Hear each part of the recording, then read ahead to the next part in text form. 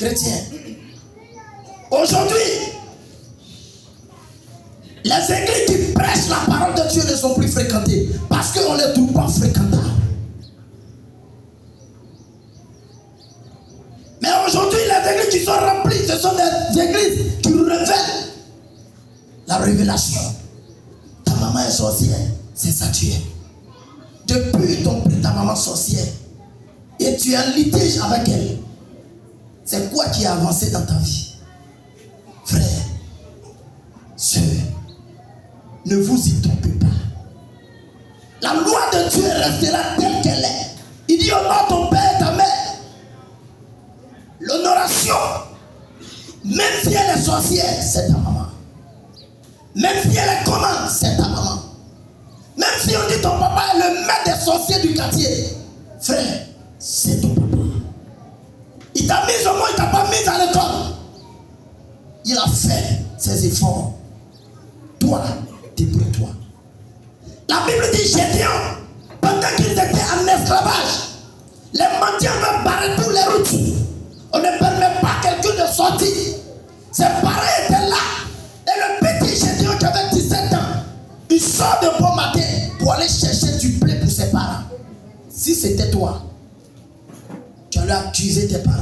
Et aujourd'hui, on les accuse. Pourtant, nous-mêmes, nous sommes des vrais sorciers de nos vies. Tu as obéi à tes parents. Est-ce que tu as obéi à les grandes personnes? Chrétiens, arrêtons un peu les révélations et venons dans la Bible. Arrêtons de nous baser sur les révélations pour accuser les gens faussement. La Bible dit dans Ézéchiel 18, verset 2. La Bible dit, arrêtez ce proverbe. Ce que vous dites en Israël, les pères ont mangé des raisins verts et les dents des enfants ont été agacées. Je ne veux plus entendre ça. Je suis vivant, dit l'Éternel.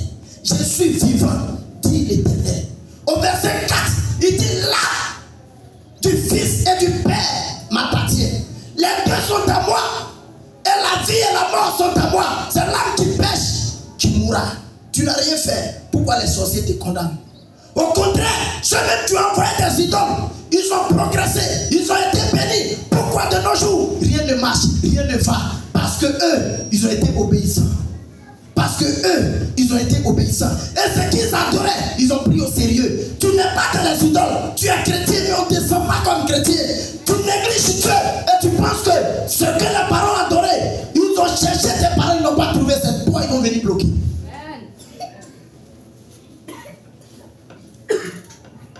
La Bible dit dans Ésaïe 45, verset 9 à 10.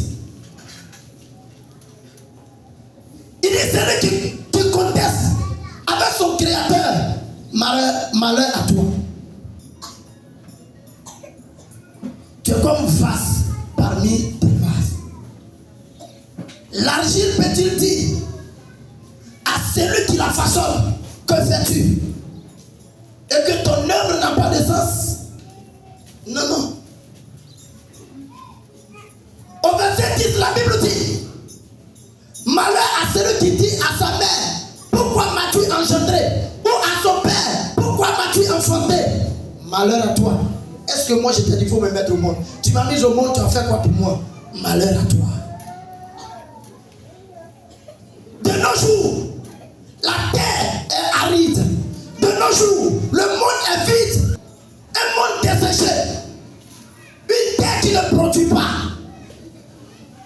Nous sommes des héritiers. Nous ne serons pas des héritiers, mais nous sommes des héritiers. Car nous sommes nés de Jésus-Christ. Mais pourquoi? Celui qui est de sa majesté, ses enfants sont malheureux. Un enfant qui n'écoute pas son père finit sa vie dehors. Beaucoup d'hommes dans les rues. Beaucoup se prostituent. Pourquoi? Tu n'as pas écouté ton parent. On se trouvait. Et bien te dit ce que tu m'as fait. Que ta souffrance dépasse pour moi. Tu as pris ça à la légère. Tu n'as pas considéré.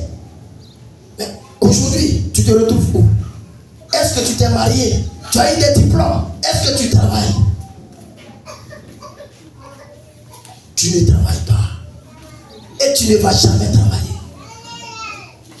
Pourquoi? Parce que tu as désobéi à la loi de l'Éternel. Prends ton Dieu au sérieux. Parfois, il y a un visage qui vient avec le sourire. Et parfois, il y a un visage de lion qui sort. C'est pour cela, Dieu s'est fait en chair. Parce que si Dieu, il venait être comme il est, personne ne pouvait supporter son aspect. Et il s'est fait chair, passer par une femme, une petite fille, dans l'humiliation pour sortir. Afin que toi et moi pouvons nous approcher de lui. Mais à un moment donné, quand Jésus a pris l'arbre de la vérité, beaucoup l'ont fui, beaucoup l'ont quitté. Parce que la vérité éloigne le mensonge.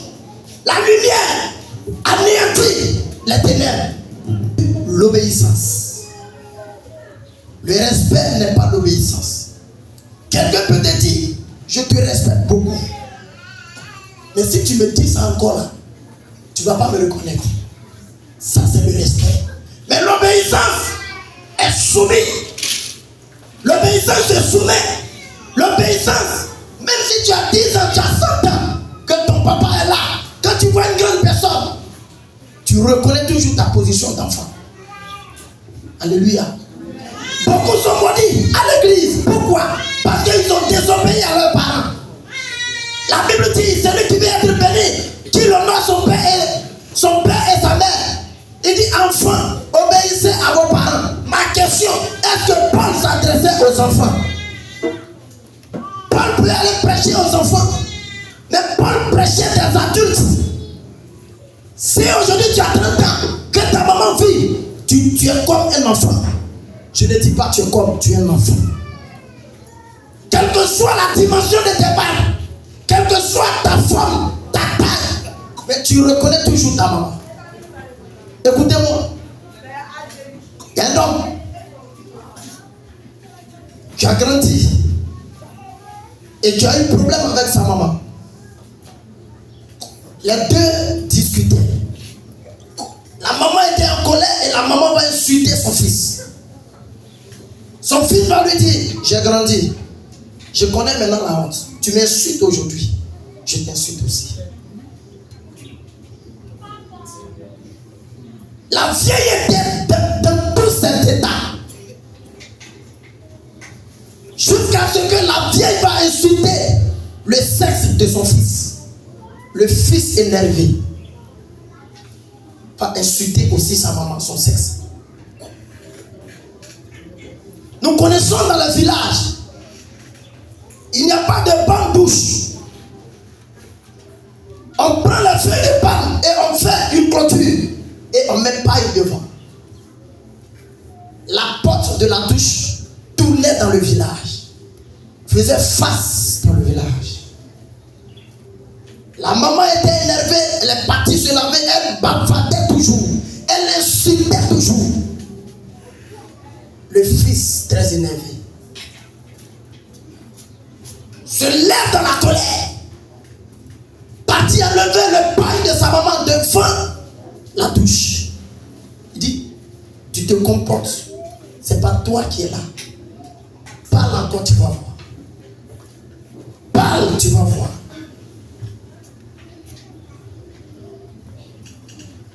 Noé a maudit Cam. Quand Cam a découvert l'unité de son père. Vous qui vous lavez avec vos enfants. Arrêtez. C'est une malédiction. Même si c'est un enfant de 1 an, c'est une malédiction. C'est ce qui fait que aujourd'hui, vos enfants pratiquent la débauche. La dame très énervée, la dame va dire à son fils, si c'est moi qui t'ai mis au monde et tu as découvert là où tu es sorti, tu ne vivras plus longtemps. Si tu vis encore, c'est que ce n'est pas moi qui t'ai mis au monde. Parole de la maman. La Bible dit dans Néhémie 5, verset 7, la Bible dit que nous avons le même sang que nos enfants. Donc tout ce que nous déclarons sur la vie de nos enfants peut s'accomplir. Et ça s'accomplit. Dans le livre des Proverbes, la Bible dit que la vie et la mort sont au pouvoir de la langue.